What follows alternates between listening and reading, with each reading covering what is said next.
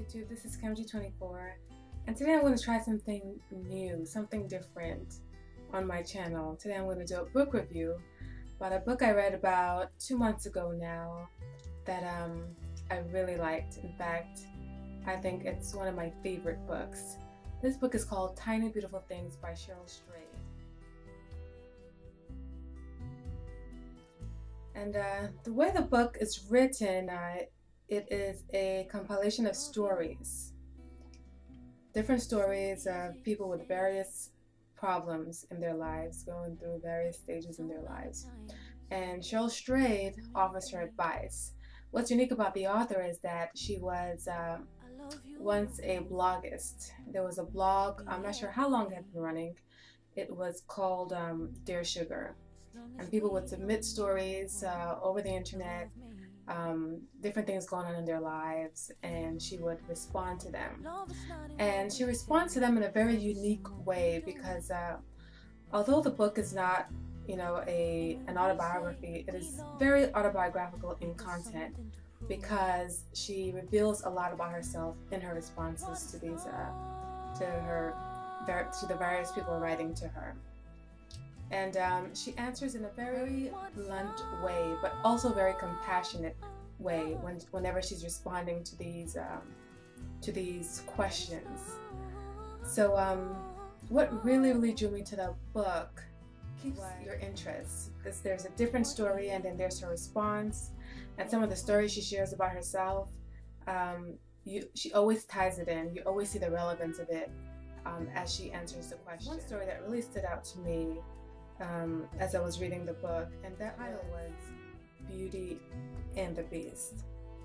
And the person submitting this letter, wrote that he's a 26-year-old male, and he was born with some kind of deformity where his body is asymmetrical and his face slightly grotesque looking. He notices that people seem to like him, but never in that way. And he was wondering about his prospects for ever being able to receive romantic love. He also writes in his submission that, in Hollywood, beautiful people are always glamorized. It's always the beautiful person who's the hero and the ugly person is the villain. And you see it all the time.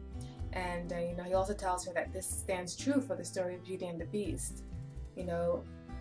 Beauty ended up loving the Beast when he was transformed into a handsome prince. And he wonders, can he ever be liked as much as a handsome prince when he knows he'll never be able to actually be a handsome prince? So the way Sugar responds to this is she tells him about one of her own personal experiences with a good friend of hers named Ian. And Ian was born regular, an average guy, and on his 26th birthday, his face and body was engulfed in flames when he turned on the stove because there was a gas leak in his apartment. He went to the hospital.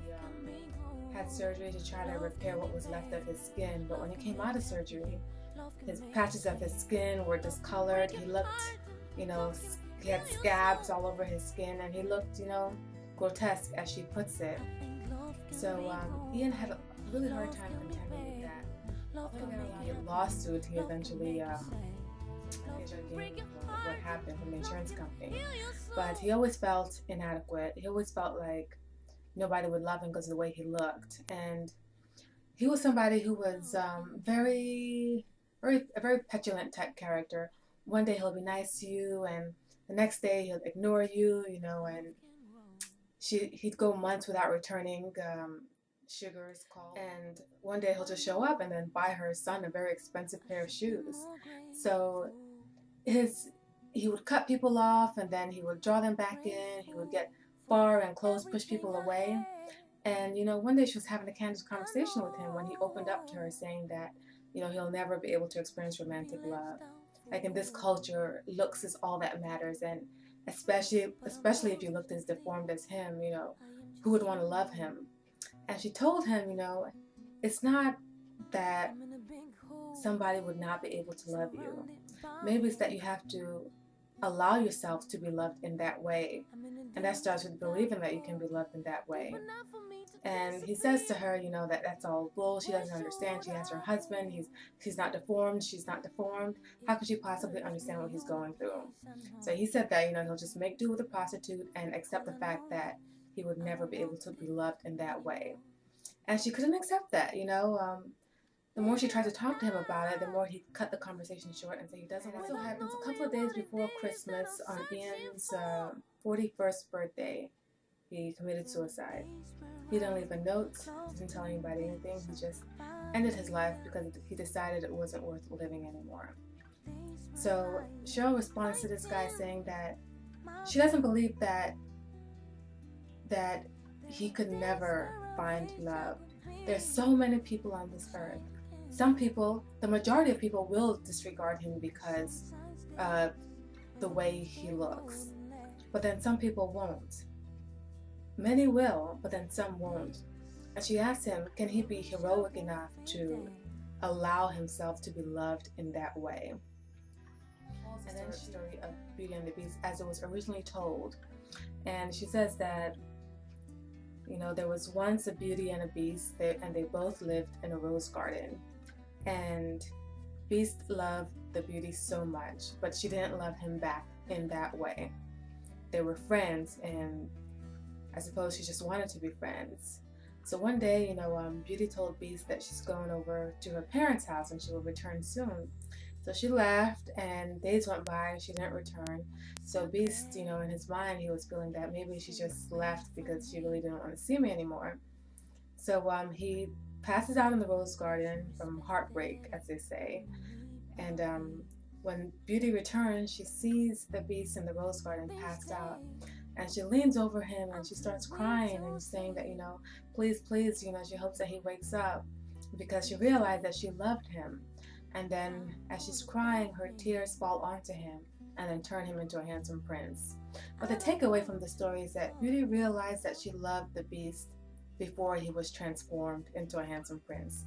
You can even say from the story that it was her love for him that transformed Beast into a handsome prince.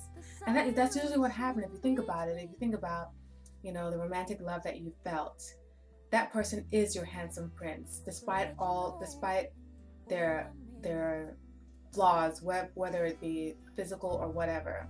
They are your handsome prince because you see them through the lens of love. And I thought that was a really, really positive message.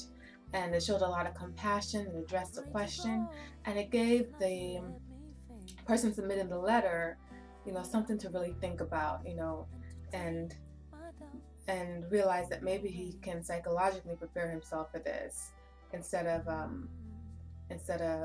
you know, having no hope or believing that he can never experience that kind of love. Because, you know, it's our mindset that really limits us rather than anything else. That's one example. That's one story that really touched me when I read it. But that's one example of a story that she responds to. And there's several stories in this book, from infidelity to people unhappy with, you know, siblings or mothers and fathers, and just any kind of tragedy you can imagine, or any kind of problem you can imagine. She responds to it in such a compassionate way that's true to life, and she really, really shares a lot of her very, very personal experiences that it will keep the reader interested every single moment. So I highly, highly recommend this book, and this is one of my favorite choices. So I hope you enjoy.